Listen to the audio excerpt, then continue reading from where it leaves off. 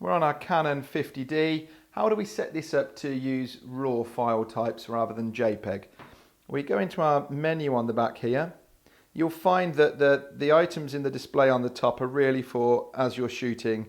Decisions like this are made either at home or before you take your shot, so they allow you to be working on the screen on the back. And actually right at the top here, the first of our settings on the top of the list is the quality. Now this one is set as I come to it, so it's not shooting in RAW and it's set on JPEG.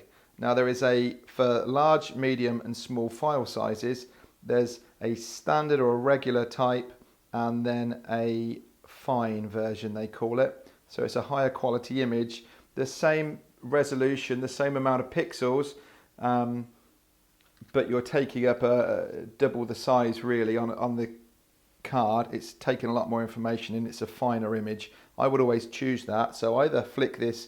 Now what you're getting, you've got two dials working here and you can have one or other or both of them. So I can set this back and there's nothing set at the minute. So my top, I realise you can't quite see this in the image, but my finger's on the top wheel, that's working the RAW along the top, and this wheel here is working the bottom.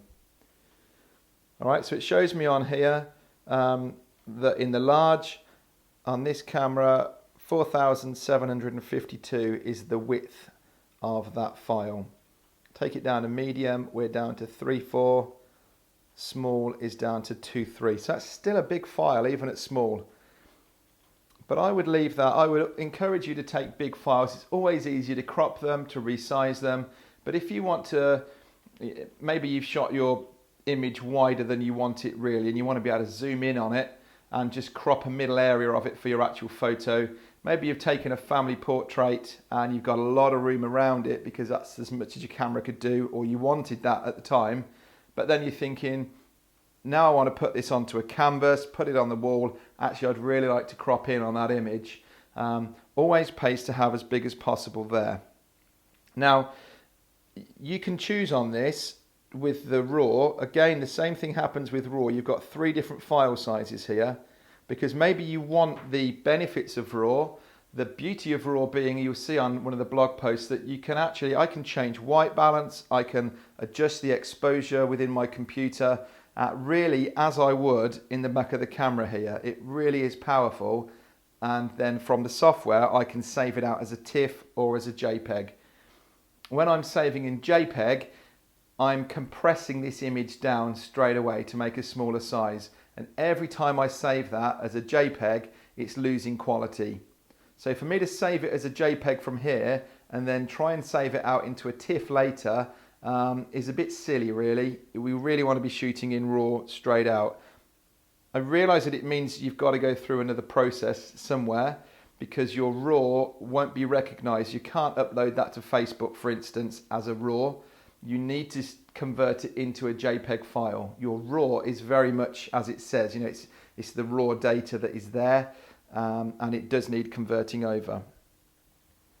So let's have a look at this. So for me to go just RAW, which is what my camera is typically set up for, I would flick the JPEG off and I would have RAW up.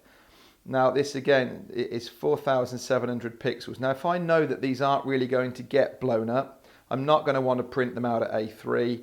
I just want to use them as holiday photos, whatever they are.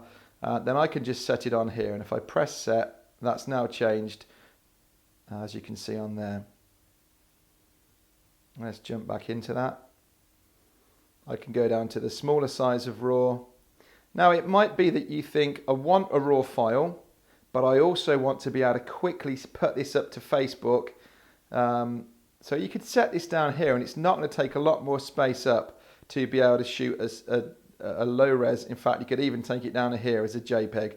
So what that's going to do on the card is it will save your RAW and then it will really give you a smaller image as well. Now bearing in mind when you're putting anything to Facebook, you really are using for small file sizes, or maybe you want to put it up onto Flickr or something quite quickly while you're away on holiday without worrying about going through a photo editor.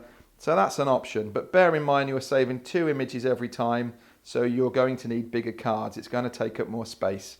But the purpose of this really is to show you how to do that rather than make the decision with you as to which you choose. But I would go personally raw on there without anything, because typically everything I bring back I put straight into Aperture on my computer and then I edit it out from there. So that's how we select that on the back. Now there's a few other things on here we can look at on other quick videos.